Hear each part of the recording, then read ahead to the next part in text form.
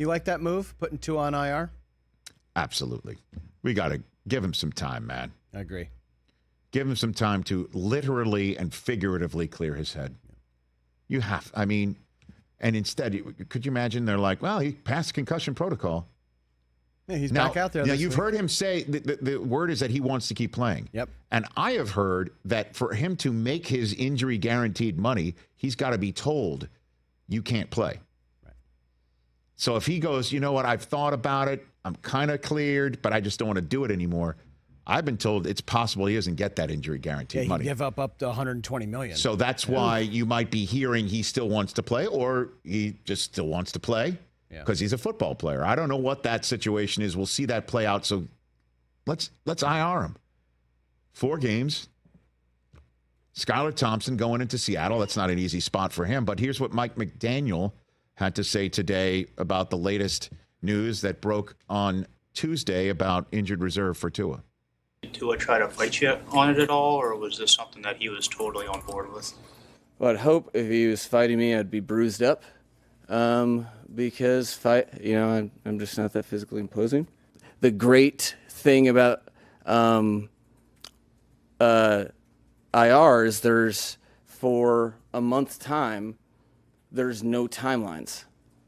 And I always say that, but I'm not sure if people quite understand. Like, if you set a timeline based upon the information you have today, how much of whatever goes on is fulfilling the prophecy of that timeline? And is that the right thing? That's especially with competitors and stuff that can get, sometimes you can do more harm than good. I think regardless, not worrying about anything as it relates to timelines is very empowering for him as a human being to recover from injury. And that's steadfast, the only motivating factor that you have when you're dealing with players and their careers and their injuries.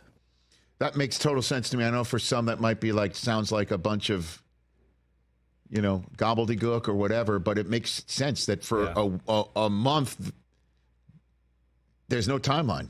We're not worried about a timeline. When's he going to come back? Or, wow, that didn't look very good offensively. Are you going to rush him back? Is he thinking about coming back? Or what's the latest on this whole thing? And let's be all over you and the organization and Tua to get an answer. We need an answer because look at the way Skylar Thompson's playing. There's no timeline, folks. We have IR'd him. This thing is now given free reign for a month to be run down and looked at by medical staff and let him think about it. So makes total sense to me. Just remove him from the equation because what we saw was frightening. And if he's thinking about playing again, then let's get a clear month and figure that whole thing out. And what does it mean? And what do the experts say? Independent and staff and medical. Let's give it some time. My goodness. So, I don't know what they're going to do if Skylar Thompson doesn't perform well. But, I mean, the guy he played a playoff game. Didn't look all that great, but we'll see. And I'll forget it. Don't even put the schedule up because we're just going to give the guy a month and we'll see what happens with the Miami Dolphins. Catch the Rich Eisen Show every single day on the Roku Channel, 12 to 3 Eastern for free.